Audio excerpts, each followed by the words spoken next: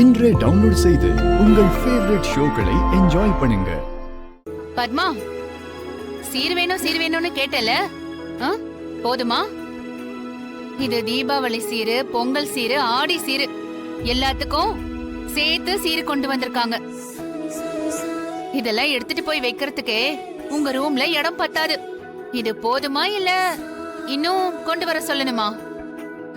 நிறுத்துங்க நிறுத்துங்க நிறுத்துங்கன்னு சொல்றேன்ல. இந்த சீர்வரிசை வந்தா மட்டும் போதுமா? இதை யார் கொண்டு வந்தாங்க முதல்ல அதை சொல்லுங்க. அது தெரிஞ்சாதான் இத வீட்டுக்குள்ள எடுத்துட்டு போலாமா இல்ல அப்படியே திருப்பி அனுப்பலாமான்னு தெரியும். பத்மா, இந்த சீர்வரிசையை யார் கொண்டு வந்தாங்கன்னு பார்த்துட்டு நீயே திருப்பி அனுப்பலாமா இல்ல உள்ள கொண்டு போகலாமான்னு முடிவு பண்ணு. சீர்வரிசை கொண்டு வர்றது யாருன்னு நீயே பாரு.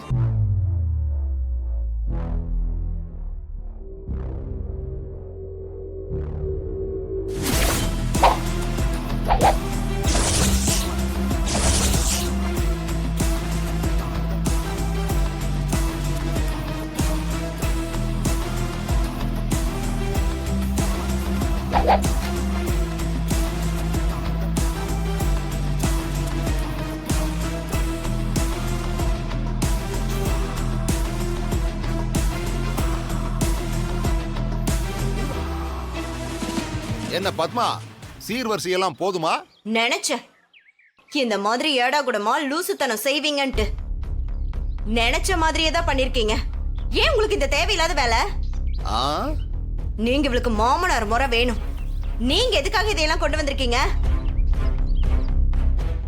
சம்பந்தம் பண்ண வீட்டுல தான் நமக்கு சீர்வரிசை வரணுமே தவிர நாமளே வாங்கி நமக்கு சீர் கொடுத்துக்க கூடாது.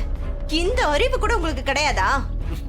அடியே, பெத்த பொண்ணுக்கு தான் சீர்வரிசை கொடுக்கணுமா என்ன? மருமகளுக்கு கொடுக்க கூடாதா? மாயா எனக்கு மருமக கிடையாது, மக மாதிரி.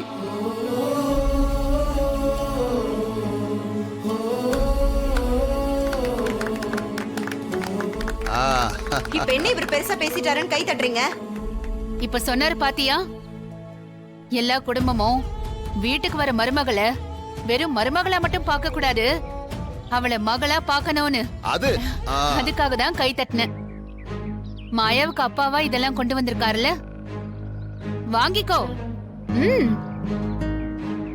ஏப்பா, என்ன பாத்துக்கிட்டு இருக்க? எல்லாத்தையும் சீக்கிரமா இறக்கு. கமான்.